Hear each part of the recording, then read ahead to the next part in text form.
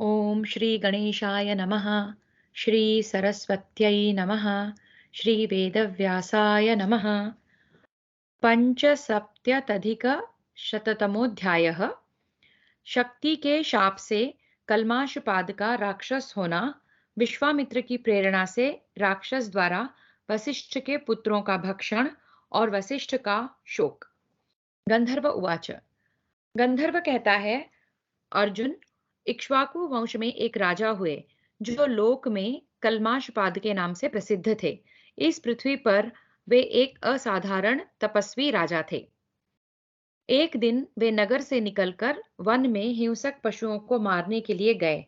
वहां वे रिपुमर्दन नरेश वराहों और अन्य हिंसक पशुओं को मारते हुए इधर उधर विचरने लगे। उस महाभयानक वन में उन्होंने बहुत से गेंडे भी मारे। बहुत देर तक हिंस्र पशुओं को मारकर जब राजा थक गए, तब वहां से नगर की ओर लौटे। प्रतापी विश्वामित्र उन्हें अपना यजमान बनाना चाहते थे। राजा कल्माशपाद युद्ध में कभी पराजित नहीं होते थे। उस दिन वे भूख प्यास से पीड़ित थे और ऐसे तंग रास्ते पर आ पहुंचे थे जहां एक ही आदमी आ जा सकता था। वहां आने पर उन्होंने देखा, सामने की ओर से मुनि श्रेष्ठ महामना वशिष्ठ कुमार आ रहे हैं। वे वशिष्ठ जी के वंश की वृद्धि करने वाले महाभाग शक्ति थे। महात्मा वशिष्ठ जी के 100 पुत्रों में से सबसे बड़े वे ही थे।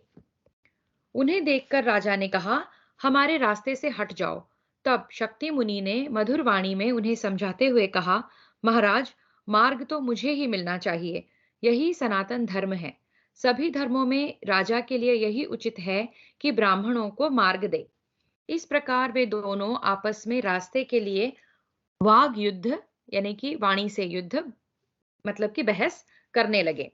एक कहता तुम हटो तो दूसरा कहता नहीं तुम हटो। इस प्रकार वे उत्तर प्रत्युत्तर करने लगे। ऋषि को धर्म के मार्ग में ऋषि तो धर्म के मार्ग में स्थित थे, अतः वे रास्ता छोड़कर नहीं हटे। उधर राजा भी मान और क्रोध के वशीभूत हो मुनि के मार्ग से इधर उधर नहीं हट सके। राजाओं में श्रेष्ठ कल्माशपाद ने मार्ग न छोड़ने वाले शक्ति मुनि के ऊपर मोहवश राक्षस की भांति कोड़े से आघात किया। कोड़े की चोट खाकर मुनि श्रेष्ठ शक्ति ने क्रोध से मूर्छित हो उन उत्तम नरेश को शाप दे दिया।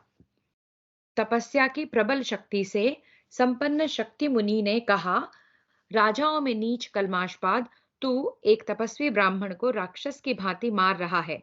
इसलिए आज से नरभक्षी राक्षस हो जाएगा तथा अब से तू मनुष्यों के मांस में आसक्त होकर इस पृथ्वी पर विचरता रहेगा। नृपाधम, यानी कि नृप में अधम, जा यहां से।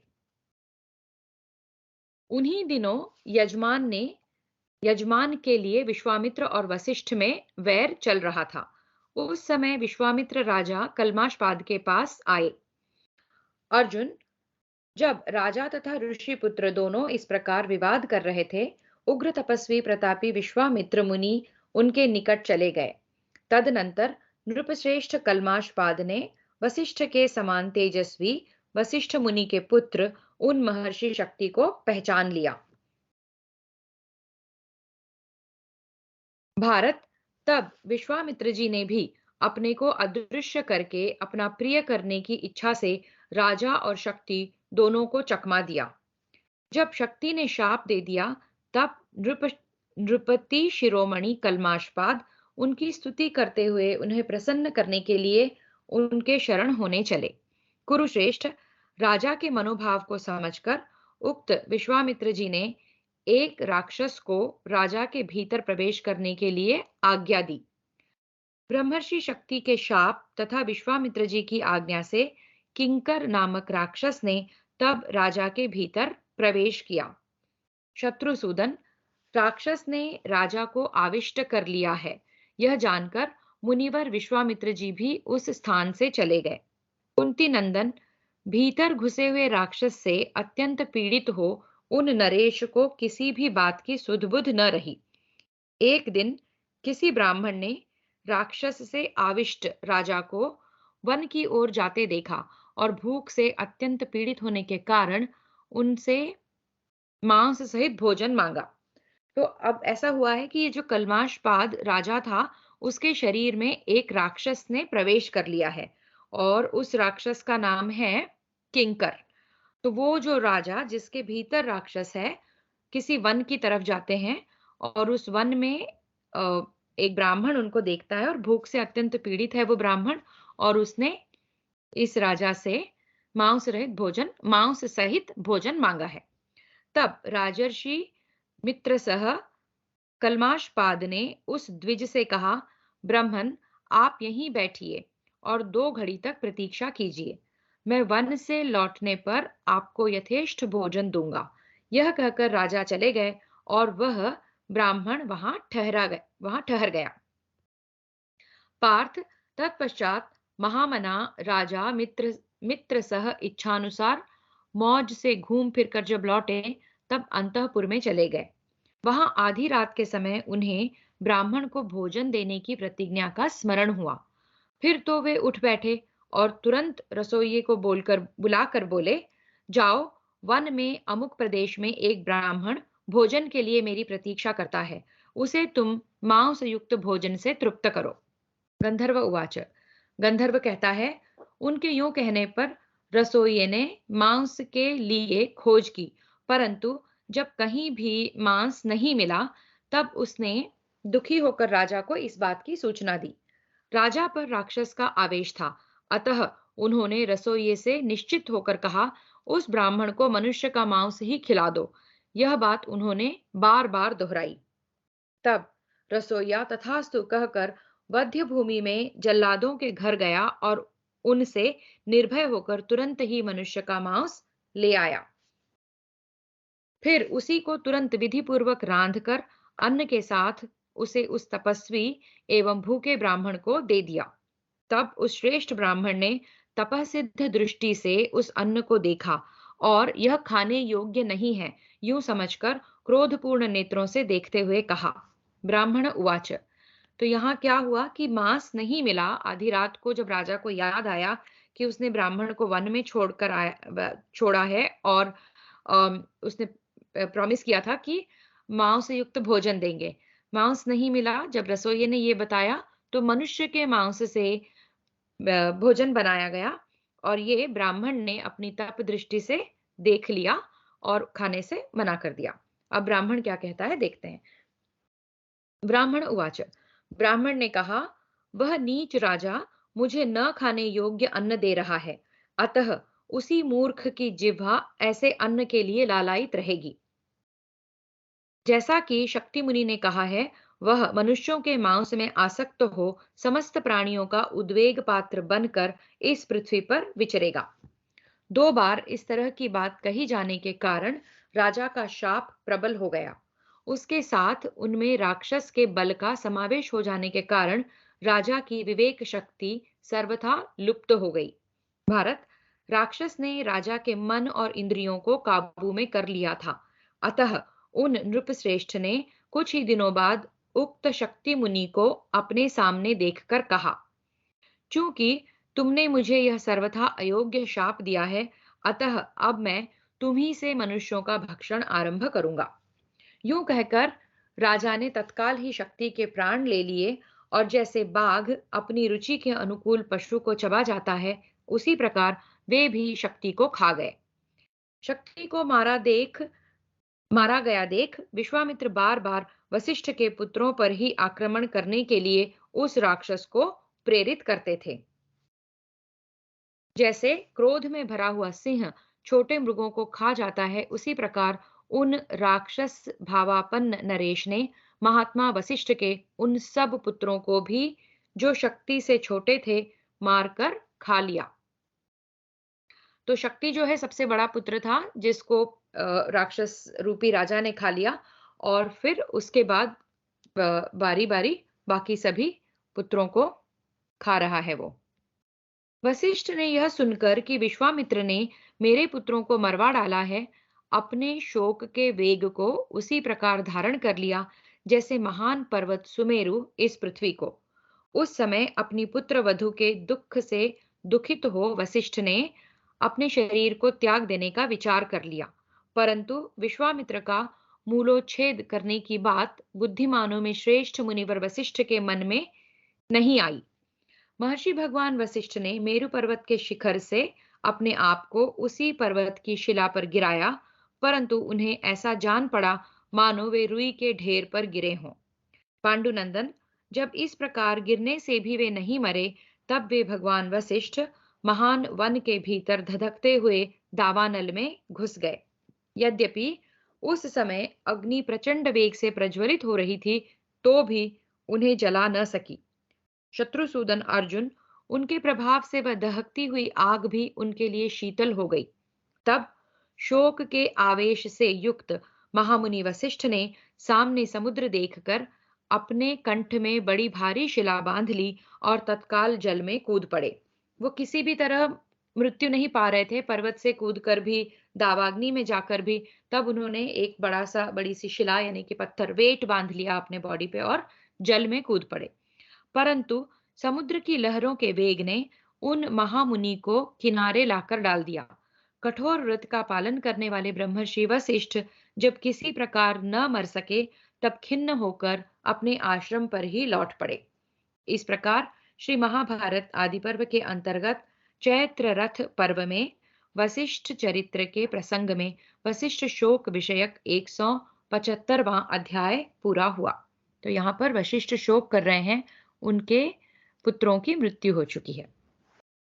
षट सप्तत्यधिक शततमोध्यायः कल्माशपाद का शाप से उद्धार और वशिष्ठ जी के द्वारा उन्हें अश्मक नामक पुत्र की प्राप्ति। गंधर्व उवाच, गंधर्व कहता है, अर्जुन, तदनंतर मुनिवर वशिष्ठ आश्रम को अपने पुत्रों से सूना देख अत्यंत दुख से पीड़ित हो गए और पुनः आश्रम छोड़कर चल दिए। कुंती नंदन, वर्षा का समय था। उन्होंने देखा एक नदी नूतन जल से लबालब भरी है और तटवर्ती बहुत से वृक्षों को अपने जल की धारा में बहाए लिए जाती है। कौरव नंदन, उसे देखकर दुख से युक्त वशिष्ठ जी के मन में फिर यह विचार आया कि मैं इसी नदी के जल में डूब जाऊं। तब अत्यंत दुखी हुए महामुनि वशिष्ठ अपने शरीर को पाशों द्वारा अच्छी तरह बांधकर उस महानदी के जल में कूद पड़े। शत्रु सेना का संहार करने वाले अर्जुन, उस नदी ने वशिष्ठ जी के बंधन काटकर उन्हें स्थल में पहुंचा दिया और उन्हें विपाश यानी कि बंधन रहित करके छोड़ दिया। तब पाश मुक्त हो महर्षि जल से निकल आए और उन्होंने उस नदी का नाम विपाशा, जिसका मतलब व्यास भी, जिसको हम व्यास नाम से जानते हैं या आजकल उसको बियास भी कहते हैं, व्यास रख दिया। उस समय पुत्र वधुओं के संतोष के लिए उन्होंने शोक बुद्धि कर ली थी, इसलिए वे किसी एक स्थान में नहीं ठहरते थे। पर्वतों, नदियों और सरोवरों के तट पर चक्कर लगाते रहते थे। तो उनकी सारी पुत्र वधुएं, हमें ध्यान होना चाहिए कि विधवा हो गई हैं। इस तरह घूमते घूमते महर्षि ने पुनः हिमालय पर्वत से निकली हुई एक भयंकर नदी को देखा, जिसमें बड़े प्रचंड ग्राह रहते थे। उन्होंने फिर उसी की प्रखर धारा में अपने आप को डाल दिया। वह श्रेष्ठ नदी ब्रह्मर्षि वशिष्ठ को अग्नि के समान तेजस्वी जान सैकड़ों धाराओं में फूटकर इधर उधर भाग चली, इसलिए वह शतद्रु नाम से विख्यात हुई। इसके पहले हमने एक नदी का नाम सुना, वो था ब्यास, और अभी शतद्रु की उत्पत्ति बताई है। वहां भी अपने को स्वयं ही स्थल में पड़ा देख मैं मर नहीं सकता, यूं कहकर वे फिर अपने आश्रम पर ही चले गए। इस तरह नाना प्रकार के पर्वतों, बहुसंख्यक देशों में भ्रमण करके वे पुनः जब अपने आश्रम के समीप आए, उस समय उनकी पुत्र वधु अदृश्यंती उनके पीछे होली। मुनि को पीछे की ओर से संगति पूर्वक छहों अंगों से अलंकृत तथा स्फुट अर्थों से युक्त वेद मंत्रों के अध्ययन का शब्द सुनाई पड़ा। तब उन्होंने पूछा, मेरे पीछे पीछे कौन आ रहा है? उक्त पुत्रवधु ने उत्तर दिया, महाभाग, मैं तप में ही संलग्न रहने वाली महर्षि शक्ति की अनाथ पत्नी अदृश्यंती हूँ। वशिष्ठ उवाच, वशिष्ठ जी ने पूछा, बेटी, पहले शक्ति के मुंह से मैं अंगों सहित वेद का जैसा पाठ सुना करता था, ठीक उसी प्रकार यह किसके द्वारा किए हुए सांग वेद के अध्ययन की ध्वनि मेरे कानों में आ रही है। अदृश्यंत्युवाच, अदृश्यंती बोली, भगवान, यह मेरे उदर में उत्पन्न हुआ आपके पुत्र शक्ति का बालक है। मुने, उसे मेरे गर्भ में ही वेदाभ्यास करते 12 वर्ष हो गए हैं। गंधर्व उवाच, गंधर्व कहता है, अर्जुन, अदृश्यंती के यूं कहने पर भगवान पुरुषोत्तम का भजन करने वाले महर्षि वशिष्ठ बड़े प्रसन्न हुए और मेरी वंश परंपरा का लोप नहीं हुआ है, यो कहकर मरने के संकल्प से विरत हो गए। अनघ, तब वे अपनी पुत्र वधू के साथ आश्रम की ओर लौटने लगे। इतने में ही मुनि ने निर्जन वन में बैठे हुए राजा कल्माशपाद को देखा। भारत, भयानक राक्षस से आविष्ट हुए राजा कल्माशपाद मुनि को देखते ही क्रोध में भर कर उठे और उसी समय उन्हें खा जाने की इच्छा करने लगे। उस क्रूर कर्मी राक्षस को सामने देख अदृश्यंती ने भयाकुल वाणी में वशिष्ठ जी से यह कहा, भगवन, यह भयंकर राक्षस एक बहुत बड़ा काठ लेकर इधर ही आ रहा है, मानो साक्षात यमराज भयानक दंड लिए आ रहे हैं। महाभाग, आप संपूर्ण वेद वेत्ताओं में श्रेष्ठ हैं। इस समय इस भूतल पर आपके सिवा दूसरा कोई नहीं है जो उस राक्षस का वेग रोक सके। भगवन, देखने में अत्यंत भयंकर इस पापी से मेरी रक्षा कीजिए। निश्चय ही यह राक्षस यहाँ हम दोनों को खा जाने की घात में लगा है। तो हमने देखा कि जो शक्ति, जो वशिष्ठ के सबसे बड़े पुत्र थे, उनकी पत्नी की गर्भ में एक बालक है और उसे उसके बारे में जानकर वशिष्ठ जी का जो है संताप कुछ कम हुआ है और वो आश्रम की तरफ लौटने लगे और उसी समय ये जो राक्षस रूपी राजा कल्माशपाद है उनकी तरफ बढ़ रहा है। तो उनकी पुत्रवधू उनसे रक्षा के लिए उन्हें कहती है कि रक्षा कीजिए। वशिष्ठ क्या बोलते हैं? वशिष्ठ उवाच, वशिष्ठ जी ने कहा, बेटी, भयभीत न हो। इस राक्षस से तो किसी प्रकार न डरो। जिससे तुम्हें भय उपस्थित दिखाई देता है, यह वास्तव में राक्षस नहीं है। ये भूमंडल में विख्यात पराक्रमी राजा कल्माशपाद है। ये ही इस वन में अत्यंत भीषण रूप धारण करके रहते हैं। गंधर्व उवाच, गंधर्व कहता है, भारत, उस राक्षस को देखते आते देख तेजस्वी भगवान वशिष्ठ मुनि ने हुंकार मात्र से ही रोक दिया और मंत्रपूत जल से उसके छींटे देकर अपने योग के प्रभाव से राजा को उस शाप से मुक्त कर दिया।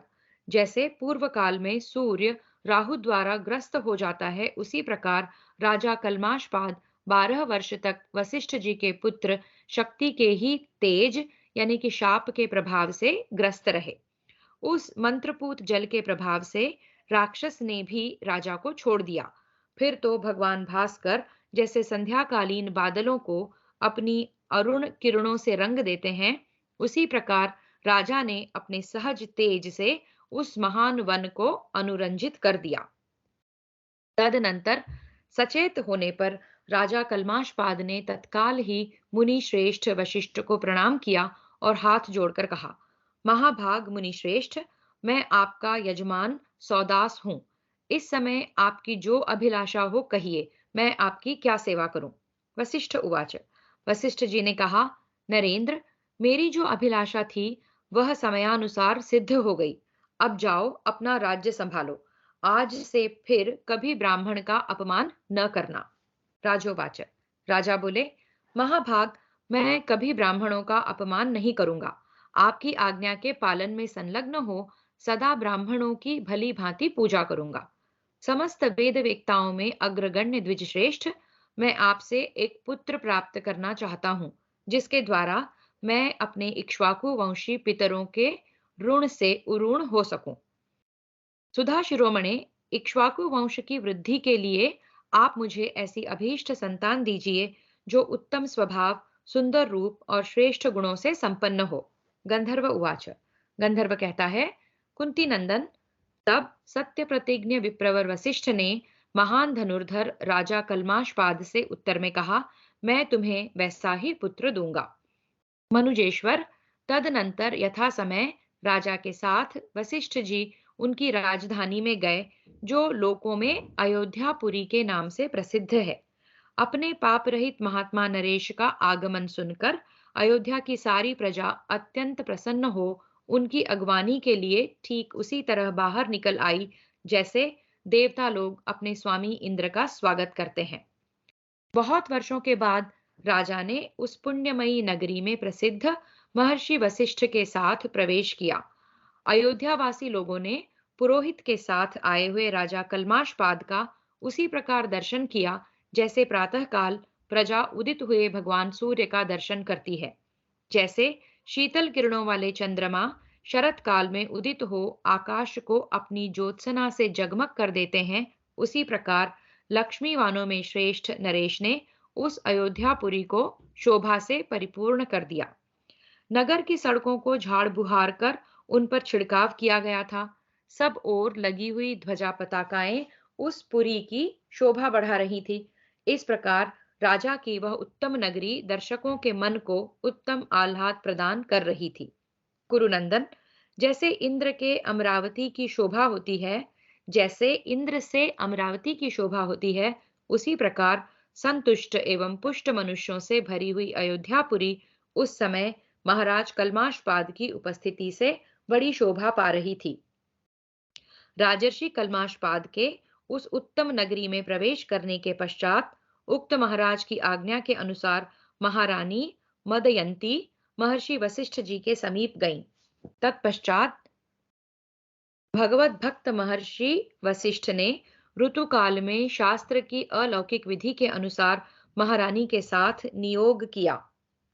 फिर से तत्पश्चात भगवत भक्त महर्षि वशिष्ठ ने ऋतुकाल में शास्त्र की अलौकिक विधि के अनुसार महारानी के साथ नियोग किया। तदनंतर रानी की कुक्षी में गर्भ स्थापित हो जाने पर उक्त राजा से वंदित हो उनसे विदा लेकर मुनिवर वशिष्ठ अपने आश्रम को लौट गए। जब बहुत समय बीतने के बाद भी वह गर्भ बाहर न निकला, तब यशस्विनी रानी मदयंती ने अश्म यानी कि पत्थर से अपने गर्भाशय पर प्रहार किया। तदनंतर 12वें वर्ष में बालक का जन्म हुआ। वही पुरुष श्रेष्ठ राजर्षि अश्मक के नाम से प्रसिद्ध हुआ, जिन्होंने पौदन्य नाम का नगर बसाया था। अश्म यानी कि पत्थर, क्योंकि गर्भ पर पत्थर मारकर उन्होंने उस बालक को जन्म दिया था, तो नाम अश्मक रखा गया। और ये इक्ष्वाकु वंश के वंशज हैं। इस प्रकार श्री महाभारत आदि पर्व के अंतर्गत चैत्र रथ पर्व में वशिष्ठ चरित्र के प्रसंग में सौदास को पुत्र प्राप्ति विषयक 176वां अध्याय पूरा हुआ। सप्तसप्तत्यधिक शततमोऽध्यायः। शक्तिपुत्र पराशर का जन्म और पिता की मृत्यु का हाल सुनकर कुपित हुए पराशर को शांत करने के लिए वशिष्ठ जी का उन्हें और्वोपाख्यान सुनाना।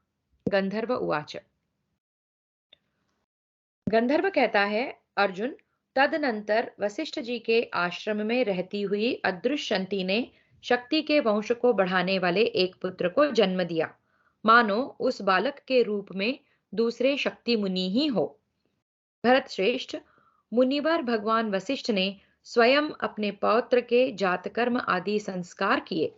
उस बालक ने गर्भ में आकर परासु यानी कि मरने की इच्छा वाले वशिष्ठ मुनि को पुनः जीवित रखने के लिए उत्साहित किया था।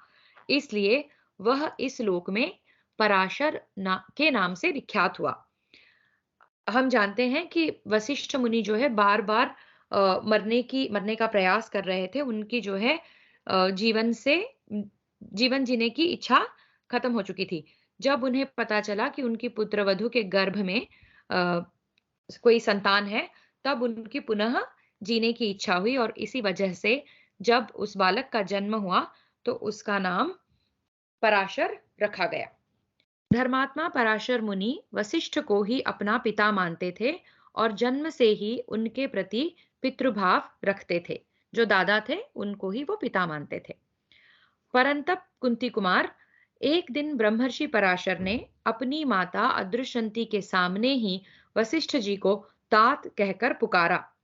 बेटे के मुख से परिपूर्ण अर्थ का बोधक तात यह मधुर वचन सुनकर अदृश्यंती के नेत्रों में आंसू भर आए और वह उससे बोली, बेटा, ये तुम्हारे पिता के भी पिता हैं। तुम इन्हें तात तात कहकर न पुकारो। अच्छा, तुम इन्हें तात तात कहकर न पुकारो। वत्स, तुम्हारे पिता को तो वन के भीतर राक्षस खा गया। अनघ, तुम जिन्हें तात मानते हो, ये तुम्हारे तात नहीं हैं। ये तो तुम्हारे यशस्वी पिता के भी पूजनीय पिता हैं। माता के यूं कहने पर सत्यवादी मुनिश्रेष्ठ महामना पराशर दुख से आतुर हो उठे। उन्होंने उसी समय सब लोगों को नष्ट कर डालने का विचार किया। उनके मन का ऐसा निश्चय जान ब्रह्मवेत्ताओं में श्रेष्ठ महातपस्वी महात्मा एवं तात्विक बुद्धि वाले मित्रा वरुण नंदन वशिष्ठ जी ने पराशर को ऐसा करने से रोक दिया। जिस हेतु और युक्ति से वे उन्हें रोकने में सफल हुए, वह बताता हूं, सुनिए। वशिष्ठ उवाच। वशिष्ठ जी ने पराशर से कहा, वत्स, इस पृथ्वी पर कृतवीर्य नाम से प्रसिद्ध एक राजा थे। वे नृपश्रेष्ठ वेदज्ञ भृगुवंशी ब्राह्मणों के यजमान थे।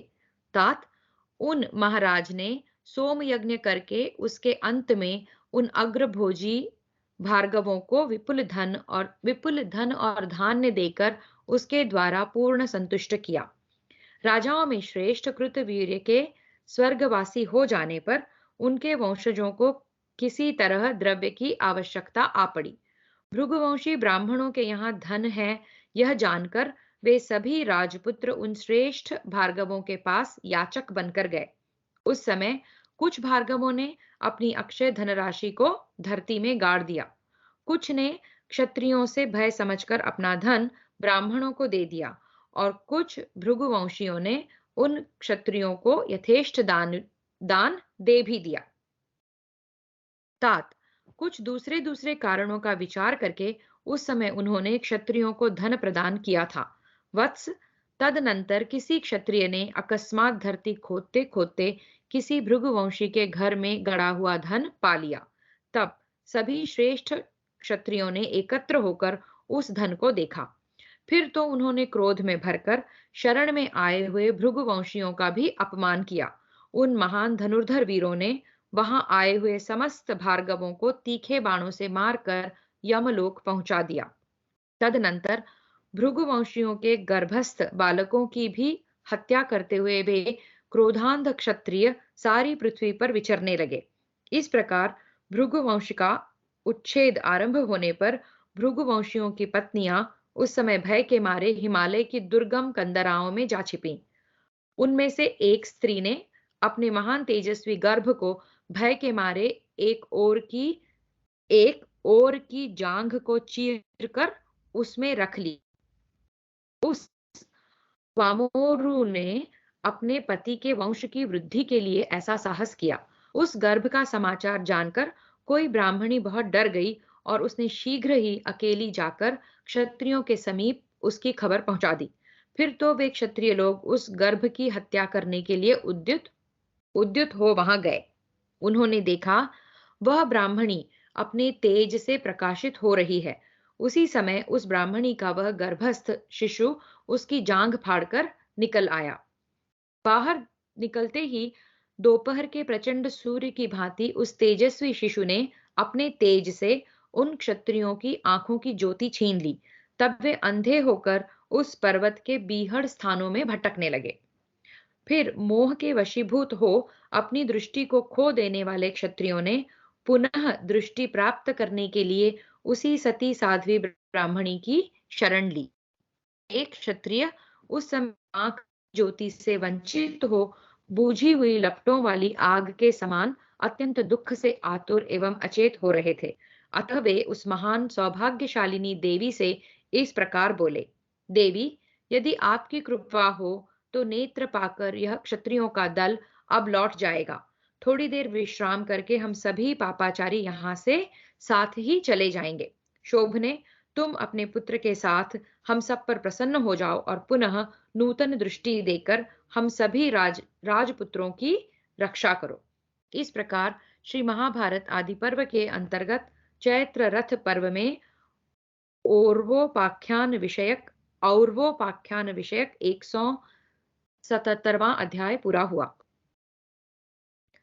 अष्टसप्तत्यधिकशततमोऽध्यायः पितरों द्वारा औरव के क्रोध का निवारण। ब्राह्मण्युवाच। ब्राह्मणी ने कहा, पुत्रों, मैंने तुम्हारी दृष्टि नहीं ली है, मुझे तुम पर क्रोध भी नहीं है, परंतु मेरी जांघ से पैदा हुआ यह भृगुवंशी बालक निश्चय ही तुम्हारे ऊपर आज कुपित हुआ है। पुत्रों, यह स्पष्ट जान पड़ता है कि इस महात्मा शिशु ने तुम लोगों द्वारा मारे गए अपने बंधु बांधवों का स्मरण करके क्रोधवश तुम्हारी आंखें ले ली हैं, इसमें संशय नहीं है। बच्चों, जब से तुम लोग भृगुवंशियों के गर्भस्थ बालकों की भी हत्या करने लगे, तब से मैंने अपने इस गर्भ को 100 वर्षों तक एक जांघ में छिपाकर रखा था। भृगु कुल का पुनः प्रिय करने की इच्छा से छहों अंगों सहित संपूर्ण वेद इस बालक को गर्भ में ही प्राप्त हो गए थे। अतः यह बालक अपने पिता के वध से कुपित हो निश्चय ही तुम लोगों को मार डालना चाहता है। इसी के दिव्य तेज से तुम्हारी नेत्र ज्योति छिन गई है। इसलिए तुम लोग मेरे इस उत्तम पुत्र औरव से ही याचना करो। यह तुम लोगों के नतमस्तक होने से संतुष्ट होकर पुनः तुम्हारी खोई हुई नेत्रों की ज्योति दे देगा। वशिष्ठ उवाच। वशिष्ठ जी कहते हैं, पराशर, याद रखें ये पूरी कथा जो है वशिष्ठ पराशर को बता रहे हैं। जब पराशर को क्रोध आया है कि वो उनके पिता शक्ति नहीं रहे हैं और उन्होंने ये सोचा कि वो इस पूरी पृथ्वी का विध्वंस कर देंगे, उस समय वशिष्ठ जी उनको ये कथा सुना रहे हैं और ये भृगुवंशी औरव की कथा है। ठीक है, तो अब वशिष्ठ जी पराशर को क्या कहते हैं देखते हैं। वशिष्ठ जी कहते हैं, पराशर, ब्राह्मणी के यूं कहने पर उन सब क्षत्रियों ने तब औरव को प्रणाम करके कहा, आप प्रसन्न होइए। तब उनके विनय युक्त वचन सुनकर औरव ने प्रसन्न हो अपने तप के प्रभाव से उनको नेत्रों की ज्योति दे दी। वे साधु शिरोमणि ब्रह्मर्षि अपनी माता का उरु भेदन करके उत्पन्न हुए थे। इसी कारण लोक में औरव नाम से उनकी ख्याति हुई। तदनंतर अपनी खोई हुई आंखें पाकर वे क्षत्रिय लोग लौट गए। इधर भृगुवंशी औरव मुनि ने संपूर्ण लोकों के पराभव का विचार किया। वत्स पराशर, उन महामना मुनि ने समस्त लोकों का पूर्ण रूप से विनाश करने की ओर अपना मन लगाया। भृगुकुल को आनंदित करने वाले उस कुमार ने क्षत्रियों द्वारा मारे गए अपने भृगुवंशी पूर्वजों का सम्मान करके अथवा उनके वध का बदला लेने के लिए सब लोगों के विनाश का निश्चय किया और बहुत बड़ी तपस्या द्वारा अपनी शक्ति को बढ़ाया। उसने अपने पितरों को आनंदित करने के लिए अत्यंत उग्र तपस्या द्वारा देवता, असुर और मनुष्यों सहित उन सभी लोगों को संतुप्त कर दिया। तदनंतर सभी पितरों ने अपने कुल का आनंद बढ़ाने वाले औरव मुनि का वह निश्चय जानकर पितृलोक से आकर यह बात कही। पितर बोल रहे हैं आकर औरव से, क्या बोल रहे हैं पितर? पितर ऊचुहु, पितर बोले, बेटा औरव, तुम्हारी उग्र तपस्या का प्रभाव हमने देख लिया। अब अपना क्रोध रोको और संपूर्ण लोकों पर प्रसन्न हो जाओ। तात, यह न समझना कि जिस समय क्षत्रिय लोग हमारी हिंसा कर रहे थे, उस समय शुद्ध अंतःकरण वाले हम भृगुवंशी ब्राह्मणों ने असमर्थ होने के कारण अपने कुल के वध को चुपचाप सह लिया। वत्स, जब हमारी आयु बहुत बड़ी हो गई और तब भी मौत नहीं आई, उस दशा में हम लोगों को बड़ा खेद हुआ और हमने जानबूझकर क्षत्रियों से स्वयं अपना वध करने की इच्छा की। किसी भृगुवंशी ने अपने घर में जो धन गाड़ दिया था, वह भी वैर बढ़ाने के लिए ही किया गया था। हम चाहते थे कि क्षत्रिय लोग हमारे ऊपर कुपित हो जाएं। द्विज श्रेष्ठ, यदि ऐसी बात न होती तो स्वर्ग लोक की इच्छा वाले हम भार्गवों को धन से क्या काम था, क्योंकि साक्षात कुबेर ने हमें प्रचुर धनराशि लाकर दी थी। तात, जब मौत हमें अपने अंक में न ले सकी, तब हम लोगों ने सर्वसम्मति से यह उपाय ढूंढ निकाला था।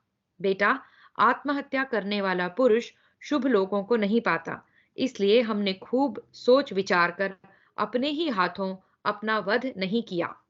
वत्स, तुम यह सब जान अ, वत्स, तुम जो यह सब करना चाहते हो, वह भी हमें प्रिय नहीं है।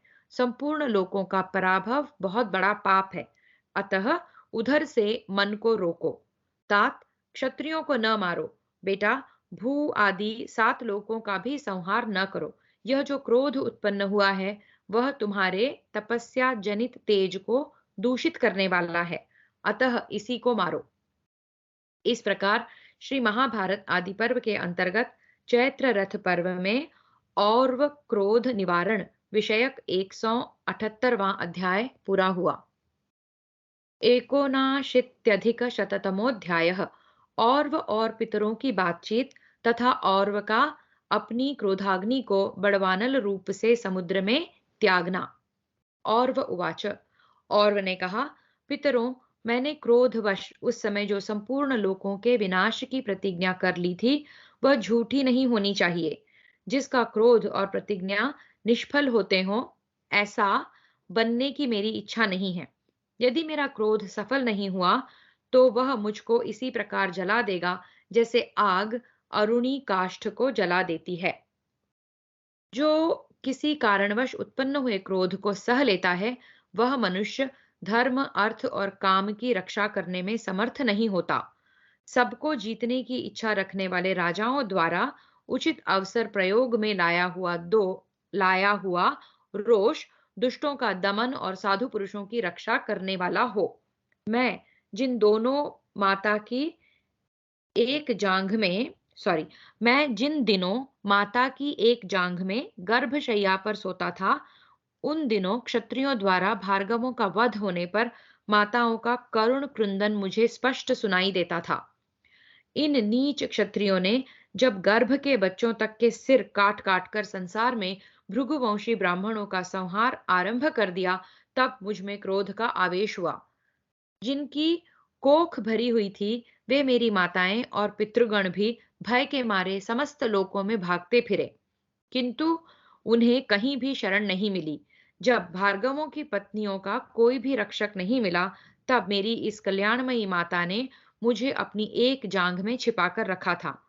जब तक जगत में कोई भी पाप कर्म को रोकने वाला होता है, तब तक संपूर्ण लोकों में पापियों का होना संभव नहीं होता। जब पापी मनुष्य को कहीं कोई रोकने वाला नहीं मिलता, तब बहुतेरे मनुष्य पाप करने में लग जाते हैं। जो मनुष्य शक्तिमान एवं समर्थ होते हुए भी जानबूझकर पाप को नहीं रोकता, वह भी उसी पाप कर्म से लिप्त हो जाता है। इस लोक में अपना जीवन सबको प्रिय है, यह समझकर सबका शासन करने वाले राजा लोग सामर्थ्य होते हुए भी मेरे पितरों की रक्षा न कर सके। इसलिए मैं भी उन सब लोकों पर कुपित हुआ हूँ। मुझ में इन्हें दंड देने की शक्ति है, अतः इस विषय में मैं आप लोगों का वचन मानने में असमर्थ हूँ। पितरों ने जो कहा कि क्रोध छोड़ दो, सबको मारो मत, तो औरव ने कहा कि नहीं, मैं इस समय आपका वचन मानने में असमर्थ हूँ। यदि मैं भी शक्ति रहते हुए लोगों के इस महान पापाचार को उदासीन भाव से चुपचाप देखता रहूं, तो मुझे भी उन लोगों के पाप से भय हो सकता है। मेरे क्रोध से उत्पन्न हुई जो यह आग संपूर्ण लोगों को अपनी लपेटों से लपेट लेना चाहती है, यदि मैं इसे रोक दूं, तो यह मुझे ही अपने तेज से जलाकर भस्म कर डालेगी। मैं यह भी जानता हूं कि आप लोग समस्त जगत का हित चाहने वाले हैं, अतः शक्तिशाली पितरों, आप लोग ऐसा करें जिससे इन लोगों का और मेरा भी कल्याण हो। पितर ऊचुः, पितर बोले, और तुम्हारे क्रोध से उत्पन्न हुई जो यह अग्नि सब लोगों को अपना ग्रास बनाना चाहती है, उसे तुम जल में छोड़ दो, तुम्हारा कल्याण हो, क्योंकि सभी लोग जल में प्रतिष्ठित हैं। सभी रस जल के परिमाण सभी रस जल के परिणाम हैं, तथा संपूर्ण जगत भी जल का परिणाम माना गया है। अतः द्विज श्रेष्ठ, तुम अपनी इस क्रोधाग्नि को जल में ही छोड़ दो। विप्रवर, यदि तुम्हारी इच्छा हो तो यह क्रोधाग्नि जल को जलाती हुई समुद्र में स्थित रहे, क्योंकि सभी लोग जल के परिणाम माने गए हैं। अनघ, ऐसा करने से तुम्हारी प्रतिज्ञा भी सच्ची हो जाएगी और देवताओं सहित समस्त लोक भी नष्ट नहीं होंगे। वशिष्ठ उवाच। वशिष्ठ कहते हैं, पराशर, तब औरव ने अपनी उस क्रोधाग्नि को समुद्र में डाल दिया। आज भी वह बहुत बड़ी घोड़ी के मुख की सी आकृति धारण करके महासागर के जल का पान करती रहती है। फिर से देखते हैं वो क्रोधाग्नि क्या करती है। तो औरव ने जो है अपनी क्रोधाग्नि को समुद्र में डाल दिया और आज भी वह बहुत बड़ी घोड़ी के मुख की सी आकृति धारण करके महासागर के जल का पान करती रहती है। वेदज्ञ पुरुष उससे भली भांति परिचित हैं। वह बड़वा अपने मुख से वही आग उगलती हुई महासागर का जल पीती रहती है। ज्ञानियों में श्रेष्ठ पराशर, तुम्हारा कल्याण हो। तुम परलोक को भली भांति जानते हो, अतः तुम्हें भी समस्त लोकों का विनाश नहीं करना चाहिए। इस प्रकार श्री महाभारत आदि पर्व के अंतर्गत चैत्र रथ पर्व में औरवोपाख्यान विषयक 179वां अध्याय पूरा हुआ। यह क्या है? अशीत्यधिक शततमोध्याय। पुलस्त्य आदि महर्षियों के समझाने से पराशर जी के द्वारा राक्षस सत्र की समाप्ति। गंधर्व उवाच। गंधर्व कहता है, अर्जुन, महात्मा वशिष्ठ के यूं कहने पर उन ब्रह्मर्षि पराशर ने अपने क्रोध को समस्त लोकों के पराभव से रोक लिया।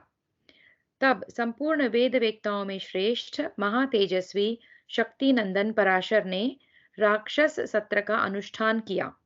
उस विस्तृत यज्ञ में अपने पिता शक्ति के वध का बार बार चिंतन करते हुए महामुनि पराशर ने राक्षस जाति के बूढ़ों तथा बालकों को भी जलाना आरंभ किया। उस समय महर्षि वशिष्ठ ने यह सोचकर कि इसकी दूसरी प्रतिज्ञा को न तोड़ूं, उन्हें राक्षसों के वध से नहीं रोका। उस सत्र में 3 प्रज्वलित अग्नियों के समक्ष महामुनि पराशर चौथे अग्नि के समान प्रकाशित हो रहे थे। पापी राक्षसों का संहार करने के कारण वह यज्ञ अत्यंत निर्मल एवं शुद्ध समझा जाता था।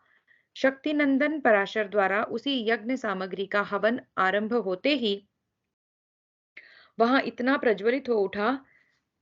एक सेकंड। शक्तिनंदन पराशर द्वारा उसमें यज्ञ सामग्री का हवन आरंभ होते ही वह इतना प्रज्वलित हो उठा कि उसके तेज से संपूर्ण आकाश ठीक उसी तरह उद्भासित होने लगा जैसे वर्षा बीतने पर सूर्य की प्रभा से उद्दीप्त हो उठता है। उस समय वशिष्ठ आदि सभी मुनियों को वहां तेज से प्रकाशमान महर्षि पराशर दूसरे सूर्य के समान जान पड़ते थे। तदनंतर दूसरों के लिए उस यज्ञ को बंद करना अत्यंत कठिन जानकर उदार बुद्धि महर्षि अत्रि स्वयं उस यज्ञ को समाप्त करने की इच्छा से पराशर के पास आए। शत्रुओं का नाश करने वाले अर्जुन, उसी प्रकार पुलस्त्य, पुलह, क्रतु और महाक्रतु ने भी राक्षसों की जीवन की रक्षा के लिए वहां पदार्पण किया। भरत कुलभूषण कुंती कुमार, उन राक्षसों का विनाश होता देख महर्षि पुलस्त्य ने शत्रुसूदन पराशर से यह बात कही, तात, तुम्हारे इस यज्ञ में कोई विघ्न तो नहीं पड़ा? बेटा, तुम्हारे पिता की हत्या के विषय में कुछ भी न जानने वाले इन सभी निर्दोष राक्षसों का वध करके क्या तुम्हें प्रसन्नता होती है? वत्स, मेरी संतति का तुम्हें इस प्रकार उच्छेद नहीं करना चाहिए। तात, यह हिंसा तपस्वी ब्राह्मणों का धर्म कभी नहीं मानी गई। राक्षस जो कि हम पुलस्त्य के वंशज मानते हैं, तो पुलस्त्य ऋषि यहाँ के कहते हैं कि इन राक्षसों ने प्रत्यक्ष रूप से तुम्हारे पिता की हत्या में ये सहभागी नहीं है, तो तुम्हें इस तरह पूरे राक्षस कुल का नाश नहीं करना चाहिए। और फिर कहते हैं, पराशर, शांत रहना ही ब्राह्मणों का श्रेष्ठ धर्म है, अतः उसी का आचरण करो। तुम श्रेष्ठ ब्राह्मण होकर भी यह पाप कर्म करते हो। तुम्हारे पिता शक्ति धर्म के ज्ञाता थे। तुम्हें इस अधर्म कृत्य द्वारा उनकी मर्यादा का उल्लंघन नहीं करना चाहिए। फिर मेरी संतानों का विनाश करना तुम्हारे लिए कदापि उचित नहीं है। वशिष्ठ कुलभूषण शक्ति के शाप से ही उस समय वैसी दुर्घटना हो गई थी। वे अपने ही अपराध से इस लोक को छोड़कर स्वर्गवासी हुए हैं। इसमें राक्षसों का कोई दोष नहीं है। मुने, कोई भी राक्षस उन्हें खा नहीं सकता था। अपने ही शाप से राजा को नरभक्षी राक्षस बना देने के कारण उन्हें उस समय अपनी मृत्यु देखनी पड़ी। पराशर, विश्वामित्र तथा राजा कल्माशपाद भी इसमें निमित्त मात्र ही थे। तुम्हारे पूर्वजों की मृत्यु में तो प्रारब्ध ही प्रधान है। इस समय तुम्हारे पिता शक्ति स्वर्ग में जाकर आनंद भोगते हैं। महामुने, वशिष्ठ जी के शक्ति से वशिष्ठ जी के शक्ति से छोटे जो पुत्र थे, वे सभी देवताओं के साथ प्रसन्नता पूर्वक सुख भोग रहे हैं। महर्षि, तुम्हारे पितामह वशिष्ठ जी को ये सब बातें विदित हैं। तात शक्ति नंदन, तेजस्वी राक्षसों के विनाश के लिए आयोजित इस यज्ञ में तुम भी निमित्त मात्र ही बने हो। वास्तव में यह सब उन्हीं के पूर्व कर्मों का फल है। अतः अब इस यज्ञ को छोड़ दो, तुम्हारा कल्याण हो। तुम्हारे इस सत्र की समाप्ति हो जानी चाहिए। पुलस्त्य आकर कहते हैं कि ये सब प्रारब्ध है, ये सब अपने अपने कर्मों का भुगतान भुगत रहे हैं, और इन राक्षसों को जिनको तुम इस यज्ञ में समाप्त कर रहे हो, इनका तुम्हारे पिता का या पिता के भाइयों की मृत्यु से कोई संबंध नहीं है, और वो सुखपूर्वक स्वर्ग में हैं। इसलिए तुम इस यज्ञ को यहाँ पर छोड़ दो। गंधर्व उवाच, गंधर्व कहता है, अर्जुन, पुलस्त जी तथा परम बुद्धिमान वशिष्ठ जी के यूं कहने पर महामुनि शक्तिपुत्र पराशर ने उसी समय यज्ञ को समाप्त कर दिया। संपूर्ण राक्षसों के विनाश के उद्देश्य से किए जाने वाले उस सत्र के लिए जो अग्नि संचित की गई थी, उसे उन्होंने उत्तर दिशा में हिमालय के आसपास के विशाल वन में छोड़ दिया। वह अग्नि आज भी वहां सदा प्रत्येक पर्व के अवसर पर राक्षसों, वृक्षों और पत्थरों को जलाती हुई देखी जाती है। इस प्रकार श्री भारत आदि पर्व के अंतर्गत चैत्र रथ पर्व में और वो पाख्यान विषयक 180वां अध्याय पूरा हुआ। तो ये सारी कथाएं जो है गंधर्व चैत्र रथ अर्जुन को बता रहा है। 81 राजा कल्माशपाद को ब्राह्मणी आंगिरसी का शाप। तो राजा कल्माशपाद को ब्राह्मणी से आंगिरसी का शाप मिलता है। ओके। अर्जुन उवाच, अर्जुन ने पूछा, गंधर्वराज, किस कारण को सामने रखकर राजा कल्माशपाद ने ब्रह्मवेत्ताओं में श्रेष्ठ गुरु वशिष्ठ जी के साथ अपनी पत्नी का नियोग कराया था, तथा उत्तम धर्म के ज्ञाता महात्मा महर्षि वशिष्ठ ने यह पर स्त्री गमन का पाप कैसे किया? सखे, पूर्व काल में महर्षि वशिष्ठ ने जो यह अधर्म कार्य किया, उसका क्या कारण है? यह मेरा संशय है, जिसे मैं पूछता हूँ। आप मेरे इन सारे संशयों का निवारण कीजिए। गंधर्व उवाच, गंधर्व ने कहा, दुर्धर्ष वीर धनंजय, आप महर्षि वशिष्ठ तथा राजा मित्रसह के विषय में जो कुछ मुझसे पूछ रहे हैं, उसका समाधान सुनिए। भरत श्रेष्ठ, वशिष्ठ पुत्र महात्मा शक्ति से राजा कल्माशपाद को जिस प्रकार शाप प्राप्त हुआ, वह सब प्रसंग मैं आपसे कह चुका हूं। शत्रुओं को संताप देने वाले राजा कल्माशपाद शाप के परवश हो अपनी पत्नी के साथ नगर से बाहर निकल गए। उस समय उनकी आंखें क्रोध से व्याप्त हो रही थी। अपनी स्त्री के साथ निर्जन वन में जाकर वे चारों ओर चक्कर लगाने लगे। वह महान वन भांति भांति के मृगों से भरा हुआ था। उसमें नाना प्रकार के जीव जंतु निवास करते थे। अनेक प्रकार की लताओं तथा गुल्मों से आच्छादित और विविध प्रकार के वृक्षों से आवृत वह गहन वन भयंकर शब्दों से गूंजता रहता था। शापग्रस्त राजा कल्माशपाद उसी में भ्रमण करने लगे। एक दिन भूख से व्याकुल हो वे अपने लिए भोजन की तलाश करने लगे। बहुत क्लेश उठाने के बाद उन्होंने देखा कि उस वन के किसी निर्जन प्रदेश में एक ब्राह्मण और ब्राह्मणी मैथुन के लिए एकत्र हुए हैं। वे दोनों अभी अपनी इच्छा पूर्ण नहीं कर पाए थे। इतने ही में उन राक्षसाविष्ट कल्माशपाद को देखकर अत्यंत भयभीत हो वहां से भाग चले। उन भागते हुए दंपति में से ब्राह्मण को राजा ने बलपूर्वक पकड़ लिया। पति को राक्षस के हाथ में पकड़ा देख ब्राह्मणी बोली, राजन, मैं आपसे जो बात कहती हूँ उसे सुनिए। उत्तम व्रत का पालन करने वाले नरेश, आपका जन्म सूर्य वंश में हुआ है। आप संपूर्ण जगत में विख्यात हैं। आप सदा प्रमाद शून्य होकर धर्म में स्थित रहने वाले हैं। गुरुजनों की सेवा में सदा संलग्न रहते हैं। दुर्धर्ष वीर, यद्यपि आप इस समय शाप से ग्रस्त हैं, तो भी आपको पाप कर्म नहीं करना चाहिए। मेरा ऋतुकाल प्राप्त है। मैं पति के कष्ट से दुख पा रही हूँ। मैं संतान की इच्छा से पति के समीप आई थी और उनसे मिलकर अभी अपनी इच्छा पूर्ण नहीं कर पाई हूँ। नृपश्रेष्ठ, ऐसी दशा में आप मुझ पर प्रसन्न होइए और मेरे इन पतिदेव को छोड़ दीजिए। इस प्रकार ब्राह्मणी करुण विलाप करती हुई याचना कर रही थी, तो भी जैसे व्याघ्र मन चाहे मृग को मारकर खा जाता है, उसी प्रकार राजा ने अत्यंत निर्दयी की भांति ब्राह्मणी के पति को खा लिया। उस समय क्रोध से पीड़ित हुई ब्राह्मणी ने नेत्रों से धरती पर आंसुओं की जो बूंदें गिरी, वे सब प्रज्वलित अग्नि बन गई। फिर से, उस समय क्रोध से पीड़ित हुई ब्राह्मणी के नेत्रों से धरती पर आंसुओं की जो बूंदें गिरी, वे सब प्रज्वलित अग्नि बन गई। उस अग्नि ने उस स्थान को जलाकर भस्म कर दिया। तदनंतर पति के वियोग से व्यथित एवं शोक संतप्त ब्राह्मणी ने रोष में भरकर राजर्षि कल्माशपाद को शाप दिया। ओ नीच, मेरी पति विषयक कामना अभी पूर्ण नहीं हो पाई थी, तभी तूने अत्यंत क्रूर की भांति मेरे देखते देखते आज मेरे महायशस्वी प्रियतम पति को अपना ग्रास बना लिया है। अतः दुर्बुद्धे, तू भी मेरे शाप से पीड़ित हुआ ऋतुकाल में पत्नी के साथ समागम करते ही तत्काल प्राण त्याग देगा।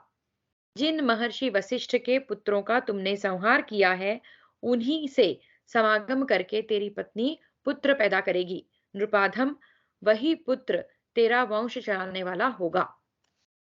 इस प्रकार राजा को शाप देकर वह सती साध्वी अंगिरसी राजा कल्माशपाद के समीप ही प्रज्वलित अग्नि में प्रवेश कर गई। शत्रुसूदन अर्जुन, महाभाग वशिष्ठ जी अपनी बड़ी भारी तपस्या तथा ज्ञान योग के प्रभाव से ये सब बातें जानते थे। दीर्घ काल के पश्चात वे राजर्षि जब शाप से मुक्त हुए, तब ऋतुकाल में अपनी पत्नी के पास गए, परंतु उनकी रानी मदयंती ने उन्हें उक्त शाप की याद दिलाकर रोक दिया। राजा कल्माशपाद काम से मोहित हो रहे थे, इसलिए उन्हें शाप का स्मरण नहीं रहा। महारानी मदयंती की बात सुनकर वे नृपश्रेष्ठ बड़े संभ्रम यानी कि घबराहट में पड़ गए। उस शाप को बार बार याद करके उन्हें बड़ा संताप हुआ। नृपश्रेष्ठ, इसी कारण शाप दोष से युक्त राजा कल्माशपाद ने महर्षि वशिष्ठ का अपनी पत्नी के साथ नियोग कराया।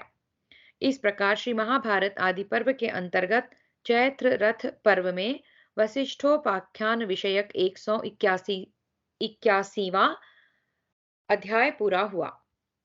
तो राजा को श्राप था कि वो अपनी पत्नी के पास नहीं जा सकते थे, इसलिए उन्होंने फिर वशिष्ठ जी से नियोग करके संतान प्राप्ति करवाई। द्वयशीत्यधिक शततमोऽध्यायः। पांडवों का धौम्य को अपना पुरोहित बनाना। अर्जुन उवाच, अर्जुन ने कहा, गंधर्वराज, हमारे अनुरूप जो कोई वेदवेत्ता पुरोहित हो, उनका नाम बताओ, क्योंकि तुम्हें सब कुछ ज्ञात है। गंधर्व उवाच, गंधर्व बोला, कुंती नंदन, इसी वन के उत्कोचक तीर्थ में महर्षि देवल के छोटे भाई धौम्य मुनि तपस्या करते हैं। यदि आप लोग चाहें तो उन्हीं को पुरोहित के पद पर वरण करें। वैशंपायन उवाच, वैशंपायन जी कहते हैं, तब अर्जुन ने बहुत प्रसन्न होकर गंधर्व को विधि पूर्वक आग्नेयास्त्र प्रदान किया और यह बात कही, गंधर्व प्रवर, तुमने जो घोड़े दिए हैं वे अभी तुम्हारे ही पास रहें। आवश्यकता के समय हम तुमसे ले लेंगे, तुम्हारा कल्याण हो। अर्जुन की यह बात पूरी होने पर गंधर्वराज और पांडवों ने एक दूसरे का बड़ा सत्कार किया। फिर पांडवगण गंगा के रमणीय तट से अपनी इच्छा के अनुसार चल दिए। जन्मेजय तदनंतर उत्कोचक तीर्थ में धौम्य के आश्रम पर जाकर पांडवों ने धौम्य का पौरोहित्य कर्म के लिए वरण किया। संपूर्ण वेदों के विद्वानों में श्रेष्ठ धौम्य ने जंगली फल मूल अपहरण करके अर्पण सॉरी संपूर्ण वेदों के विद्वानों में श्रेष्ठ धौम्य ने जंगली फल मूल अर्पण करके तथा पुरोहिती के लिए स्वीकृति देकर उन सबका सत्कार किया। पांडवों ने उन ब्राह्मण देवता को पुरोहित बनाकर यह भली भांति विश्वास कर लिया कि हमें अपना राज्य और धन अब मिले हुए के ही समान है। साथ ही उन्हें यह भी भरोसा हो गया कि स्वयंवर में द्रौपदी हमें मिल जाएगी। उन गुरु एवं पुरोहित के साथ हो जाने से उस समय भरतवंशियों में श्रेष्ठ पांडवों ने अपने आप को सनाथ सा समझा। उदार बुद्धि धौम्य वेदार्थ के तत्वज्ञ थे। वे पांडवों के गुरु हुए। उन धर्मज्ञ मुनि ने धर्मज्ञ कुंती कुमारों को अपना यजमान बना लिया। धौम्य को भी यह विश्वास हो गया कि ये बुद्धि वीर्य बल और उत्साह से युक्त देवोपम वीर संगठित होकर स्वधर्म के अनुसार अपना राज्य अवश्य प्राप्त कर लेंगे। धौम्य ने पांडवों के लिए स्वस्ति वाचन किया। तदनंतर उन नरश्रेष्ठ पांडवों ने एक साथ द्रौपदी के स्वयंवर में जाने का निश्चय किया। इस प्रकार श्री महाभारत आदि पर्व के अंतर्गत चैत्र रथ पर्व में धौम्य को पुरोहित बनाने से संबंध रखने वाला 182वां अध्याय पूरा हुआ। हरि ओम।